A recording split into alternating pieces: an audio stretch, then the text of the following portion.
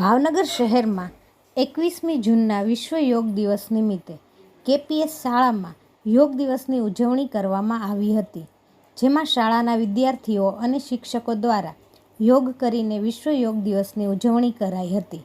KPS શાળાના પ્રાથમિક અને માધ્યમિક વિભાગના સંયુક્ત ઉપક્રમે વિશ્વ યોગ દિવસ નિમિત્તે વિવિધ યોગના આસનો કરવામાં આવ્યા હતા, જેમાં પ્રાથમિક વિભાગના આચાર્ય મલ્લિકા મેમ રાજેન્દ્ર અને માધ્યમિકના આચાર્ય તરુણભાઈ વ્યાસની ઉપસ્થિતિમાં 50 જેટલા શિક્ષકો અને 1200 જેટલા વિદ્યાર્થીઓએ વિવિધ યોગાસન કર્યા હતા.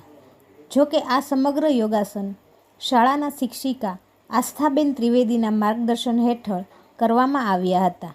આમ વિશ્વ યોગ દિવસની કેપીએસ શાળામાં ઉજવણી કરવામાં આવી હતી.